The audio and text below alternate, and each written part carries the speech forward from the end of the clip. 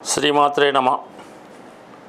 ఈ మధ్యకాలంలో సొంత గృహం నిర్మించుకుందామనే వాళ్ళకి చాలా వరకు ఏంటంటే ఈ మధ్యకాలంలో ఈ విల్లాస్ కల్చర్ అది వచ్చిన తర్వాత విదేశాల్లో కానీ మన దేశంలో కానీ ముందుగా ఒక స్థలాన్ని తీసుకొని దాంట్లో వాళ్ళ అనుగుణంగా వాళ్ళకి కావలసిన విధంగా గృహ నిర్మాణం చేసుకునేటప్పుడు చాలా ప్రదేశాల్లో ఈ స్థలాలు ఇల్లు కట్టుకోవడానికి ఉన్నటువంటి స్థలాలు సరైనటువంటి మెజర్మెంట్స్లో లేకపోవడం వల్ల, అలాగే అమెరికా కెనడా లాంటి దేశాల్లో చాలా వరకు అక్కడ వాస్తు పాటించకుండా కామన్గా వాళ్ళు స్థలాలు లేఅవుట్ చేసి విక్రయించడం జరుగుతూ ఉంటుంది.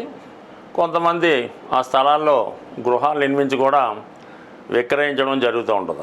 అయితే కొంతవరకు మన భారతీయులైనటువంటి వారు మన సంస్కృతికి అనుగుణంగా గృహం కానీ స్థలం కానీ కావాలనుకునేవారు సాధారణంగా వాస్తురీత్యా మరీ ఇన్డెప్త్గా కాకుండా సాధారణంగా ప్రస్తుతం ఉన్నటువంటి స్థితిని బట్టి వారి జాతకంలో ఉన్నటువంటి గ్రహాల స్థితిని అనుసరించి స్థలాన్ని ఎన్నుకోవడంలో తీసుకోవాల్సినటువంటి జాగ్రత్తలు, ఒకవేళ స్థలం వివిధ దిక్కులు పెరిగినప్పుడు దాన్ని ఏ విధంగా సరి చేసుకోవాలి అన్న విధంగా కొద్దిగా మనం అవుట్లైన్స్గా చెప్పడం జరుగుతుంటుంది. ఎవరైతే ఉత్సాహవంతులు కొత్తగా వాస్తుశాస్త్రాన్ని నేర్చుకుందాం అనుకున్న వాళ్ళు కానీ, లేదంటే ప్రస్తుతం స్థలం కొని గృహం కొనుక్కుందాం అనుకున్న వాళ్ళకి కానీ, ఆల్రెడీ గృహం ఉన్న వాళ్ళు కూడా కొద్దిపాటిగా ఇలాంటి చిట్కాలు ఇటువంటి మెలకువలు పాటించడం వలన వారు ఉన్నటువంటి గృహాన్ని ఇంకా అదృష్టమైనటువంటి గృహంగా మార్చుకునే విధంగా కొన్ని సలహాలు ప్రస్తుతం ఇవ్వడం జరుగుతుంది. మరి ఎవరైతే శాస్త్రాన్ని నమ్ముతారో వారి కొరకు మాత్రమే ఈ వీడియో. మరి ముందుగా మనం బోర్డు మీద పెట్టిన విధంగా మనం ఎన్నుకున్నటువంటి స్థలం ఎప్పుడైనా సరే స్క్వేర్ లేదా రెక్టాంగిల్లో ఉండవలసి ఉంటుంది. అంటే మనకు ఉన్నటువంటి దిక్కులు, అంటే మామూలుగా ఒక స్థలం తీసుకున్నప్పుడు 4 ప్రధాన దిక్కులు, 4 విదిక్కులు కలిగి ఉంటాయి.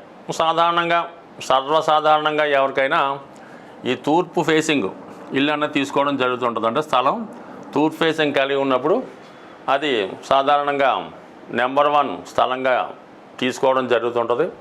దానికి కారణం ఏంటంటే తూర్పుకి రవిగ్రహం అధిపతి అవుతుంటాడు.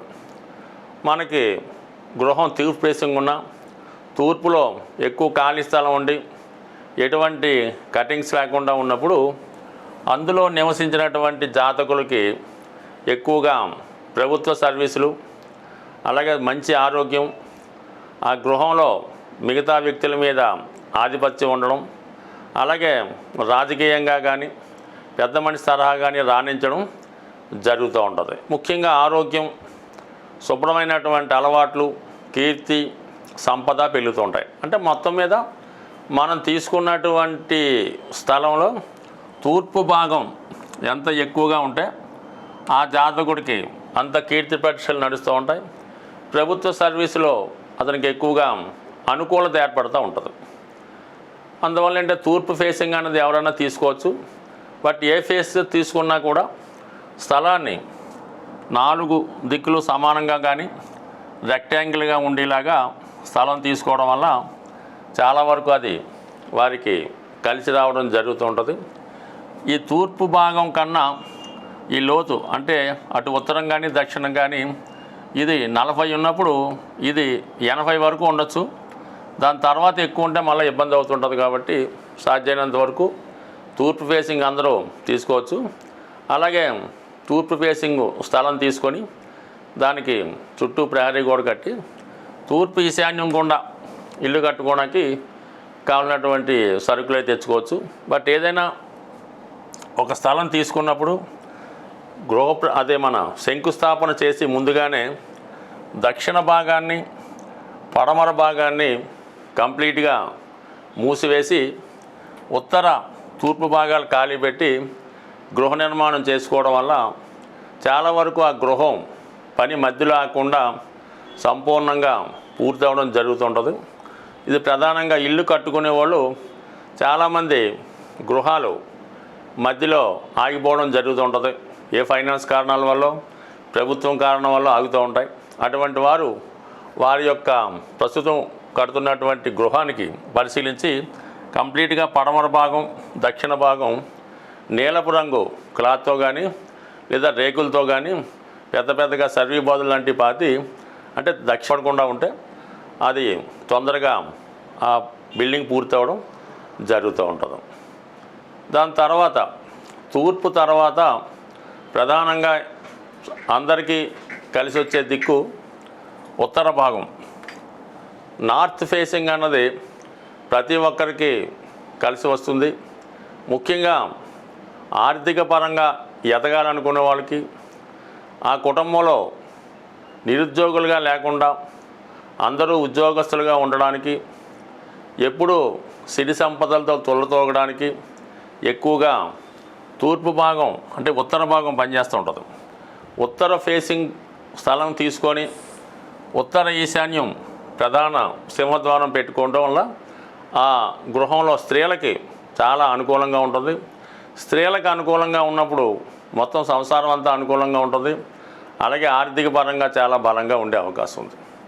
ఇక్కడ అదే తూర్పు ఈశాన్యం కానీ ఉత్తర ఈశాన్యం కానీ స్థలం వచ్చినప్పుడు అది అందరూ కూడా పేరుకి నప్పుతుందా నప్పదా అన్నటువంటి ఆలోచన లేకుండా అందరూ కూడా ఈ రెండు భాగాలు తీసుకోవచ్చు.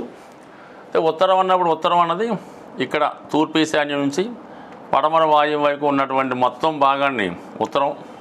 ఈ ఉత్తర భాగం అన్నది స్ట్రైట్గా ఉంటూ అటువైపు కూడా ఎటువంటి బరువులు, కొండలు, రాళ్ళు, రప్పలు, గోతులు లేకుండా పర్ఫెక్ట్గా స్ట్రైట్గా ఉంటే చాలా బాగుంటుంది. సో ఈ విధంగా తూర్పు భాగం తీసుకోవడం వల్ల నేమ్ అండ్ ఫేమ్ వస్తుంది. ఉత్తర భాగం తీసుకోవడం వల్ల అంటే ఉత్తరానికి బుధుడు అధిపతి కాబట్టి అందులో ఉన్నవాళ్ళు వ్యాపార పరంగా ఎదుగుతారు, విద్యావంతులుగా రాణిస్తారు, ఆర్థిక పరంగా బాగుంటుంది, వివాహాలు తొందరగా జరుగుతూ ఉంటాయి. అందరూ ఏదో బిజీగా పనిచేసుకుంటూ అందరూ ధన సంపాదన చేసుకుంటూ ఉండడం జరుగుతూ ఉంటుంది. ఇక దక్షిణ భాగం అందరూ కూడా దక్షిణ భాగం అన్నది జడుస్తూ ఉంటారు సాధారణంగా. సౌత్ ఫేసింగ్ తీసుకోవచ్చా తీసుకోకూడదని చాలామందికి డౌట్ ఉంటుంది. అటువంటి డౌట్ ఏం అక్కర్లేదు. ఒక వ్యక్తి జీవితంలో తొందరగా పైకి ఎదగాలన్నా, అతనికి తొందరగా ఉద్యోగం రావాలన్నా, ఆ గృహంలో నిత్యం ఏదో శుభకార్యాలు జరగాలన్నా, ముఖ్యంగా పెళ్లి కాని వారికి పెళ్లి జరగాలన్నా దక్షిణ ఆగ్నేయం ఫేస్ కలిగినటువంటి గృహంలో అద్దెకి దిగినా పర్లేదు. ఒకవేళ మీకు దక్షిణ ఆగ్నేయం గుండా నడక ఉన్నా, ఇదంటే దక్షిణం ఫేసింగ్గా కలిగినటువంటి దక్షిణం రోడ్డు కలిగినటువంటి ఇల్లు తీసుకొని దక్షిణ ఆగ్నేయం ప్రధాన సింహద్వారం పెట్టుకొని తగు విధంగా గృహ నిర్మాణం చేసుకోవడం వల్ల మరి ఆ గృహంలో నివసిస్తున్న వారికి 99% వివాహాలు తొందరగా జరుగుతాయి, ఆర్థిక సమస్యల నుంచి బయటపడతారు, ఉద్యోగం తొందరగా వస్తుంది.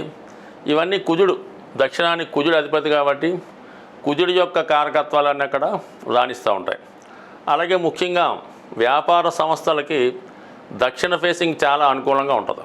అలాగే హాస్పిటల్సు, ఈ పోలీస్ స్టేషన్లు, లీగల్ ఆఫీసులు, ఏదైనా వర్తకం వ్యాపారం సంబంధించినవన్నీ కూడా దక్షిణ ఫేసింగ్ పెట్టుకోవడం వల్ల ఆ వ్యాపారం ఎప్పుడు చాలా బిజీగా నడటం జరుగుతూ ఉంటుంది. కాబట్టి మరి జీవితంలో పైకి ఎదగాలనుకున్నా, రియల్ ఎస్టేట్ రంగంలో రాణించాలన్నా దక్షిణ స్థలం ఒకటి తీసుకున్నా దాన్ని దక్షిణాగ్నేయం ఫేసింగ్ పెట్టి కనీసం ఆ ఖాళీ స్థలంలో కొన్ని రోజులు అటు ఇటుగా దాన్ని వాడుతున్నాం అంటే మొత్తం మీద అది యాక్టివేట్ చేయాలి. ఈ విధంగా యాక్టివేట్ చేయడం వల్ల నిరుద్యోగ సమస్యల నుంచి బయటపడతారు, వివాహ సమస్యలు ఉన్నా బయటపడడం జరుగుతుంటుంది. ఇక ఫైనల్గా పడమర అన్నది ఏంటంటే దానికి శని అధిపతి అవడం వల్ల చాలా ప్రశాంతమైనటువంటి జీవితాన్ని కోరుకునే వాళ్ళకి ఆఫ్టర్ రిటైర్మెంట్ ఎవరైతే ఆధ్యాత్మికంగా కానీ ప్రశాంతంగా ఉంటారో, ఎవరికైతే బాధ్యతలు తీరిపోయిన తర్వాత హ్యాపీగా ఉండాలనుకున్న వాళ్ళకి పడమర అన్నది చాలా అనుకూలంగా ఉంటుంది. అయితే పడమర ఫేసింగు తీసుకొని గృహ నిర్మాణం చేసినప్పుడు చాలా వరకు అది వాస్తు కొన్ని సందర్భాల్లో పర్ఫెక్ట్గా కుదరడం లేదు. అంటే పడమర ఫేసింగ్ అంటే పడమర నైతిలో ఒక బెడ్రూమ్ పెట్టి మళ్ళీ ఈశాన్యంలో బెడ్రూమ్ పెట్టడం వల్ల ఆ ఇబ్బంది అది రావడం జరుగుతుంది. బట్ ఏదైనా పడమర అన్నది పశ్చిమ వాయువులో ప్రధాన సింహద్వారం పెట్టి, అలాగే తూర్పు భాగంలో కూడా తూర్పు భాగం నుంచి బాగా వెలుతురు గాలి వచ్చే విధంగా ఒక సింహద్వారం కానీ కిటికీలు కానీ పెట్టుకోవడం వల్ల అందులో తూర్పు భాగం కూడా యాక్టివేట్ అయ్యి ఆటోమేటిక్గా వారికి కూడా తూర్పు భాగ ఫలితాలు రావడం జరుగుతూ ఉంటుంది. బట్ ఏదైనా 4 ప్రధాన దిక్కులు సమానంగానే ఉంటాయి. ఒక్కొక్క గ్రహం ఒక్కొక్క వృత్తికి ఒక్కొక్క వ్యక్తికి ఎలాగైతే ఇంపార్టెంట్ ఇస్తూ ఉంటాయో, వాస్తులో కూడా ఒక్కొక్క దిక్కుపై ఒక్కొక్క గ్రహ ప్రభావం ఉండి ఆ దిక్కు బాగున్నప్పుడు ఆ గ్రహం పాజిటివ్గా పనిచేస్తుంటుంది, ఆ దిక్కు బాగలేనప్పుడు అది నెగిటివ్గా పనిచేస్తుంటుంది. సో అలాగే ఎవరి జన్మజాతకంలో ఇబ్బందికరమైనటువంటి దశలు ఏలినాడు శని అష్టమ శని నడుస్తున్నాయో అప్పుడు వాస్తు ప్రభావం కూడా జాతకుని మీద చూపిస్తే తప్ప కేవలం వాస్తులో దోషం ఉన్నంత మాత్రాన మీకు ఎట్టి పరిస్థితుల్లో కూడా చిన్న చిన్న సమస్యలు వచ్చినా కూడా వాస్తు కారణం అనుకోవడానికి వీల్లేదు. అటు జాతకం అటు వాస్తు రెండూ కలిసినప్పుడే జాతకుడు ఎక్కువగా ఇబ్బంది పడడం జరుగుతుంటుంది. బట్ ఇంకా డీటెయిల్గా ఈ విదిక్కుల గురించి అలాగే మిగతా గృహంలో ఎక్కడ ఏముండాలి అనే విషయాన్ని తర్వాత వచ్చే వీడియోలో తెలుసుకుందాం. స్వస్తి.